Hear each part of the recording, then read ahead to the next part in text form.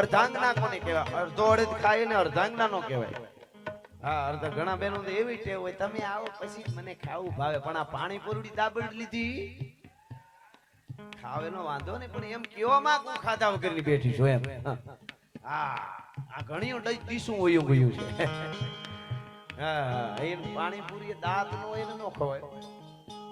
હમણાં એક દોહીમાં પાણીપુરી ખાવા ગયા, આમ કરીને મોઢા મૂકીને મોઢું બંધ કરવા ગયા, પચકારો સામે ઓલાને બસેરા ઉડ્યો. પણ ખેર, મારે જે કેવું છે અર્ધાંગના કોને કહેવાય સાંભળજો. એ ગીત ચાલે છે મહારાણાનું, એટલે મારે આ વાત કરી. પછી આપણે કસુંબીનો રંગ આના પછી લઈ લઈશું. પણ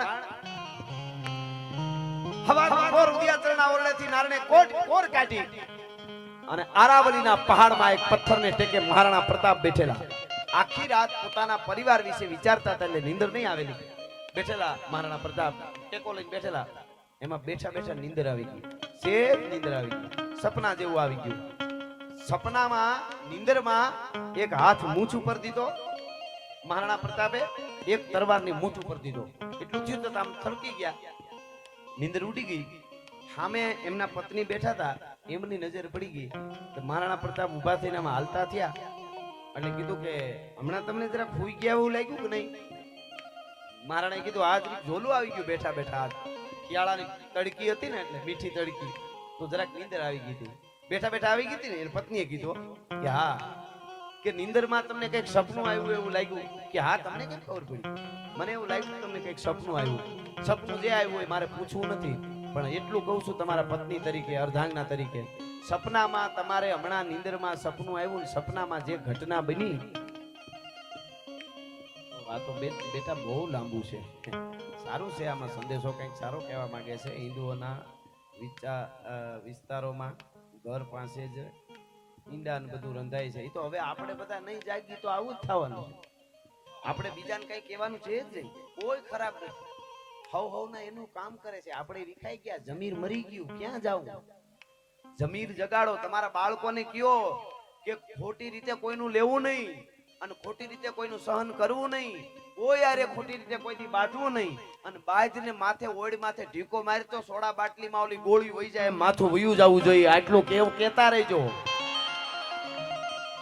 જ્યારે રાષ્ટ્રની વાત આવે, જ્યારે ધર્મની વાત આવે, જ્યારે તત્વની વાત આવે, ખમીર લોહીની વાત આવે, મારો બાપ કોણ, મારો દાદો કોણ, આ તો બેવડા વળી ગયા, હવે બધું પૂરી થઈ ગઈ તો મરી જા.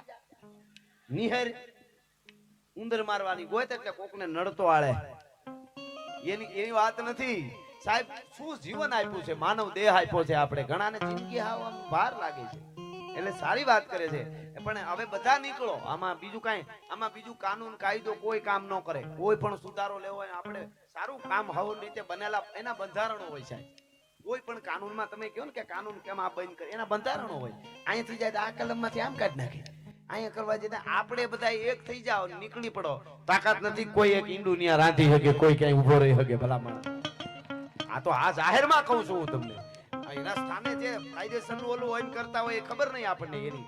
આ પણ ગમે ત્યાં ઉભું રહી જાવ, સાઇન કરવું, જે સાઇન કરે છે એ ખબર પડી જાય, એ તમને ખબર પડી જાય. પણ કહેવાનો અર્થ જમીર જ્યારે ખમીર જ્યારે જાગી જાય ત્યારે આ બધું બની શકે. વાતો કરવી બહુ હેલી, પરિણામ લઈ આવવું બહુ અઘરું છે. આ બેન જેવા કોક જ દીકરી હોય, પટેલની દીકરી જેવી, કે રાત હોય કે દિવસ એને ખબર નથી પડતી કે કોણ રાત ને કોણ દિવસ. ભલા માણસ હમ જહાં ખડે રહેતે લાઈન વહાં સે શરૂ હોતી હૈ. હા, એટલે મને આમ મજા આવે બેન માટે. આવા દીકરીઓ એની આ બધા યુવાનો કેટલાય કામ કરે. આમાં આપ બેઠા એમાંથી ઘણાય સારા વિચારો હશે. વિચારો સારા ફેલાવા એ કામ છે. ઘણાના વિચારો ખરાબ ફેલાવે. બોલો ઓ ભાઈ બધું બગડી ગયું, બધું કરાય, એવું કઈ હોય નહીં. અરે તારી ભલી થઈ તારી, એવાને કઈ તું નીકળ, તારી માર્કેટ નથી અમારી બાજુ, એને કઈ. પણ મૂળ વાત ઉપર આવી જાવ, પછી મારે ઘણું આના ઉપર બોલી શકાય. પણ મૂળ વાત ઉપર આવું. રાજપૂતાણીએ પૂછ્યું કે તમને સપનું આવ્યું? કે હા, રાણાજીએ કીધું. મહારાણાએ રાજપૂતાણીએ કીધું સપનું જે આવ્યું એ મારે કઈ કેવું નથી, પણ જે સપનું આવ્યું એ ઘટના કદાચ હકીકતમાં બને ને તેથી એને જવા દેજો. મહારાણો ઘુમરી ખાઈ ગયા. રાજપૂતાણી કેમ સપનામાં મને હું આવ્યું એ ખબર પડી છે, પણ કાંઈ વાંધો નહીં, ક્યારેક પૂછી લઈશ. રાણાજી હાલતા થઈ ગયા. એ વાત ઉપર 6 મહિના વયા ગયા. 6 મહિના પછી હકીકતમાં એ ઘટના બની. જે મહારાણા પ્રતાપ બેઠા હતા અને સપનું આવ્યું, એ ઈ ઘટના હાસીન બની ગઈ 6 મહિના પછી. કેવી બની? આ બાજુથી મહારાણા પ્રતાપ ચેતક ઉપર સવાર થઈને નીકળ્યા બાગડતા કરતા. આ બાજુથી અકબર બાદશાહ શિકાર કરવા નીકળેલો. હારે શિકારી કુતરાઓ પોતાના સાથીઓથી જુદો પડીને એકલો ઘોડા ઉપર અરબસ્તાની ઘોડો અને બાગડતા ઘોડો આવે.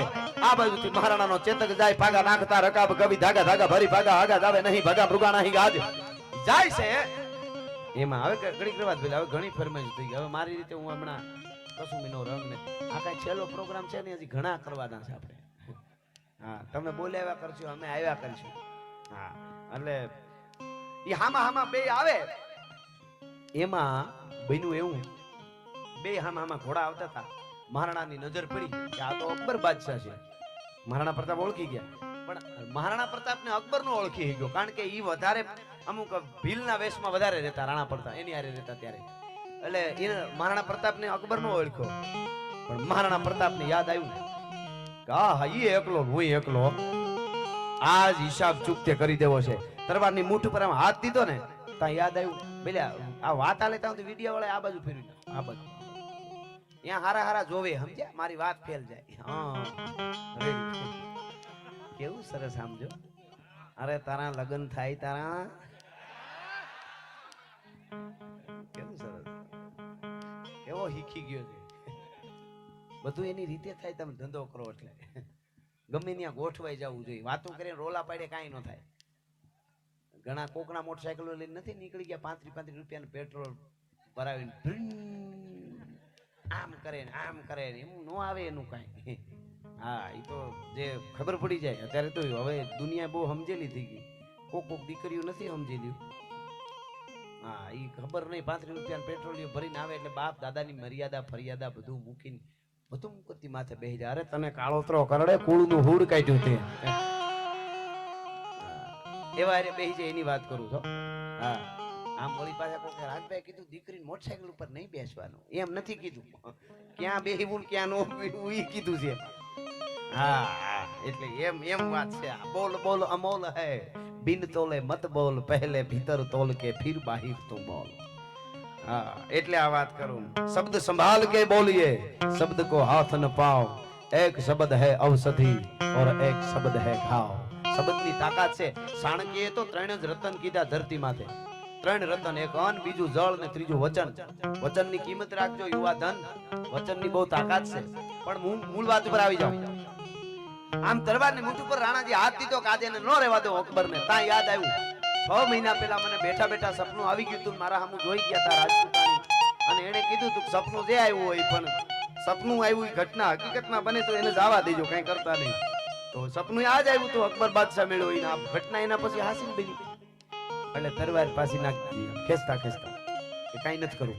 તા તો અકબર નજીક આવી ગયો. અકબરને ખબર નહીં કે રાણો પ્રતાપ છે. એને અવાજ કર્યો, અરે જવાન इधर आओ, मैं अकबर बादशाह हूँ, दिल्ली का बादशाह हूँ. मेरे साथियों से बिछड़ गया हूँ, रास्ता भटक गया हूँ, मुझे रास्ता बताओ. फलानी जग्या से यहाँ मारा બધું તંબુ તાણેલા પડ્યા છે, શિકાર કરવામાં નીકળી ગયો છું એકલો, રસ્તો બતાય. અને મહારાણા પ્રતાપે ડગલા માંડ્યા. આ ભારતનો યુવાન હોય જે હિન્દુસ્તાનનો દુશ્મન હતો, હિન્દુસ્તાનના અમુક આપણા તત્વનો સનાતનનો જે દુશ્મન હતો, એને કેળો ટાણું જોયું. એને કેળો બતાવવા જતો તો આમને વૈયા જાવ, ઓલી ધાર ચડી ઓલી બાજુ ઉતરીને ઓલા ઝાડવા પાસેથી આમ વળી હું નીચે થઈને આમાં નીકળશો, તમે કયો એ સ્થળ આવી જાય. અકબર બાદશાહ વયો ગયો. મહારાણા પ્રતાપ પાછા જ્યાં મવાળ પોતાના પહાડમાં બધો પરિવાર હતો નહીં આવ્યા. પછી રાજપૂતાણીને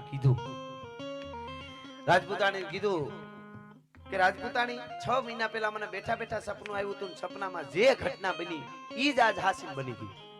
ઈ એકલો, હું એકલો, અકબર બાદશાહ એકલો, હું એકલો. અને મેં નક્કી કર્યું કે આ જોઈ લઉં.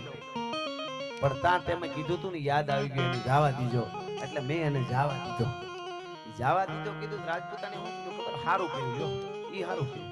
બીજું હતું કે હું નહોતી કહેતી મને હુજી જાય, એવું જ બન્યું ને. હા, પાછું એવું થવા મને એમ નહીં, ખાલી એટલું જ કીધું કે સારું જવા દીધું. પછી મહારાણાએ પૂછ્યું તમને કેમ ખબર પડી કે મને આવું જ સપનું આવ્યું, અકબર બાદશાહ સામો મળ્યો એવું 6 મહિના પહેલા? એટલે રાજપૂતાણીએ કીધું કે મારી નજર બરોબર તમારા સામે પડી, તમે પથ્થરની ટેકે આમ બેઠા હતા, નીંદર આવી ગઈ, નીંદરમાં તમે છે જ મરક્યા, હસી ગયા, અને મૂછ ઉપર એક હાથ દીધો, એક તરવારની મૂઠ ઉપર દીધો, એટલે મને ખબર પડી ગઈ કે હિન્દુસ્તાનનો બાદશાહ, દિલ્હીનો બાદશાહ, જહાપના અકબર બાદશાહ પોતે જો હામો આવે તો જ મારો રાણો મૂછ મરડે, બાકી માઈ કાંગલાની હામી કોઈથી રાણો મૂછ ન મરડે. હા, દિલ્હીનો બાદશાહ અકબર પોતે હોય કોઈ સપનામાં રાણો મૂછ ઉપર હાથ નાખે, રાંજી પાંજીની હામો કોઈથી રાણો મૂછ ન મરડે. સાહેબ શું કરો છો? અમુક રાકા હામું બાંધવું નહીં. એને તમારું હુડ કાઢતા આવડે, બીજે ફરિયાદો રોતા રોતા કરતા આવડે, તમારા હામાં બાયુ ચડાવતા આવડે, એના પાસે નો બાધાય. मर्द नु फाड़ियो मर्द शीश पर नवे, मर्द बोली पहचाने, मर्द खिलावे खाए, मर्द चिंता नहीं माने, मर्द नहीं करते, मर्द को मर्द बचावे, અને ગહરે સાંકરે કામ મર્દ કો મર્દ ही આવે. એવાની સામે ભક્તિ હોય તત્વ લાગી જાય તો થોડાકમાં લાગી જાય, નકર આખી જિંદગી હડિયું કાઢો તો ન લાગે. આ સીધી જ વાત છે. લાગી જાય તો થોડાકમાં લાગી જાય. એવાની પાસે રહેવું, એવાની ભેળું બેહવું, નબળા વિચાર વાળા પાસે બેહવું જ નહીં. તમારે ધંધો કરવો ગમે, તમારી પાસે 1 રૂપિયો ન હોય ને, હારા માણસ પાસે હારા માહોલમાં બેહવા માંડો, ક્યાંય હશો 5 વર્ષ 10 વર્ષમાં. બાકી અમુક પનોતીમાં કરી ગયા તો કરોડોના ફાર્મ ને ગાડીઓ ને બંગલા કેમ સટામાં જાય તમને ખબર નહીં પડે. એની પેલા શેતી જાઉં. ઓલી વાડી તો ગઈ મને એમ હતું બીજી આવશે, એ ગઈ. આવું અટાણે બહુ થાય છે. અમુક પેલા ફરતા નહીં, ઢોળા પાવડર ઊંઘી હુવાન ટેવ વાળા પેલા ફરતા નહીં ને, જિંદગી ખરાબ થઈ જાય. હું તો યુવા ધન માતાઓ બેનો ને કહું, મારો લાઈવ જે સાંભળશે એને કહું, તમારા બાળકો ક્યાં કોની આરે ફરે છે એ ધ્યાન રાખજો, નહીતર ડ્રગ્સના ને હવામાં સડીને જનાવરના પેટના થઈ જાય છે. કોઈને કાંઈ ક્યારે શું કરે એ નક્કી નથી. નક્કી તમે કરી લેજો કે એ એવા થઈ ગયા છે કે તમે વાત જ જવા દો, બીજી કઈ પડી જ નથી. પણ આ બધી વાતો કલાકો સુધી થઈ શકે. પણ મને મંડળાવાળી અમારી સોનબાઈ મને ફરમાઈશ છે, એટલે મારી જ રચના મને ક્યારની ફરમાઈશ આવતી હતી. માં તત્વ છે, માં તો માં છે સાહેબ. હા, જન્મ માં આપે છે, જનેતા. અને એનો પડકારો, એનો હોકારો, એનો ખોખારો આ દેશની જનેતાઓએ શું સંતાન આપ્યા છે. તો આ તો ભગવતી અમારી મંડળાવાળી, ખીજ જેની ખટકે નહીં, રુદિયે મીઠી રીજ. મંડળા વાળી માતની આવી સોનલ બીજ, એ સોનલ બીજમાં કેટલા લાખો માણસો આવે છે મંડળા, આપ જાણો છો. એટલે ભગવતીનો આ 2 કડીનો ભાવ કે ભગવાન જય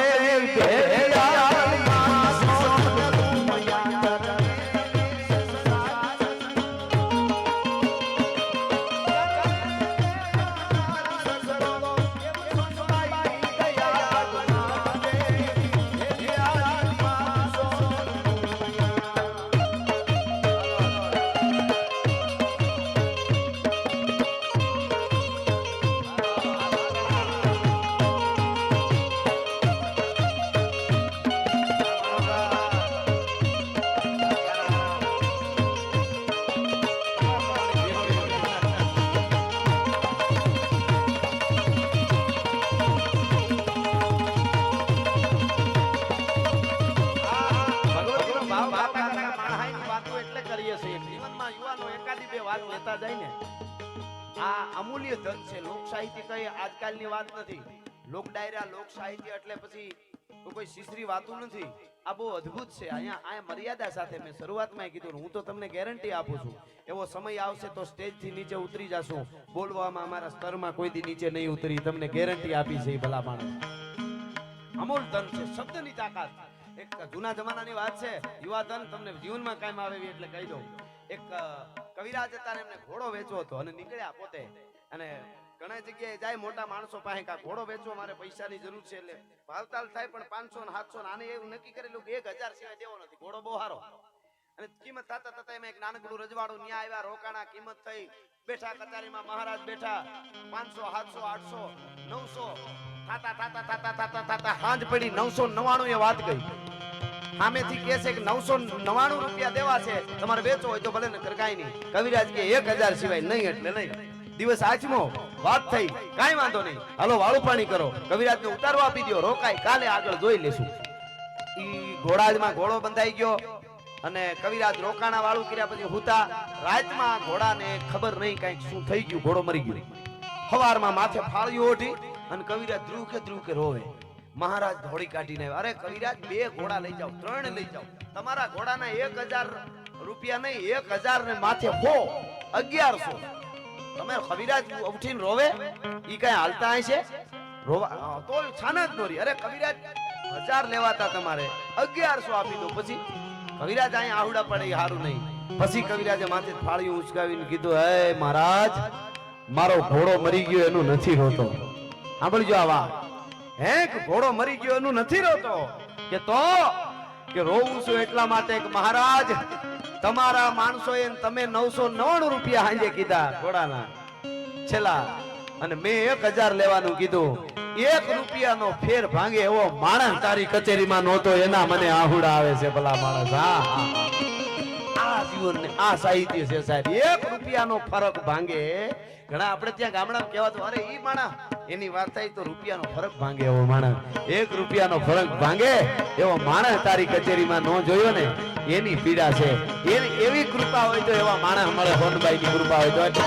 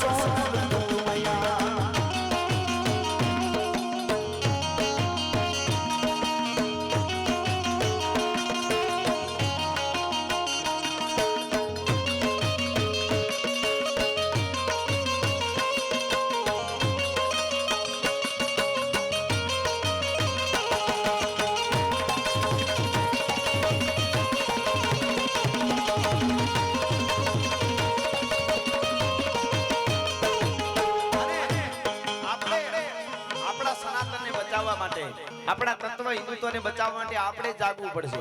કોઈ પણ જ્ઞાતિ હોય ગૌરવ હોવું જોઈએ. હું તો એમ કહું છું કે દરેક જ્ઞાતિ ભેળી થઈ અને આપણા સનાતનને માનવા વાળા એક થાય, એકાબીજાને મદદ કરે, ઝાડવા વાવે. આ જે કામ કરે છે એમાં ગાયો માટે ભારતને સુપર પાવર બનાવતા વાર નહીં લાગે. નહીંતર આપણા બહુ વિખવાદો આપણા ધર્મના માટે ખૂબ બોલવાળા બેફામ બોલે છે બધું. આપણા સનાતનમાં જેટલા ધર્મ આવે છે એ બધા એક, ભલે થોડી થોડી પાંખીઓ નોખી હોય પણ એ આપણે એક થઈએ. નહીંતર બહુ મોટો ખતરો છે. આપણા શાસ્ત્રો આપણી રામાયણ ઉપર, કૃષ્ણ ઉપર આખી રામાયણ લખાઈ ગઈ છે. આખા કૃષ્ણ ઉપર મહાભારત આખું લખાઈ ગયેલા છે ડુપ્લિકેટ અને ભયંકર. તમે સાંભળી ન હોય એવા. આ એવું પણ થાય છે. એ નો થાય એના માટે આપણે, અને બીજું યુવાનનો બોલનો એક એક તોલનો હિસાબ એટલે વજન હોવું જોઈએ.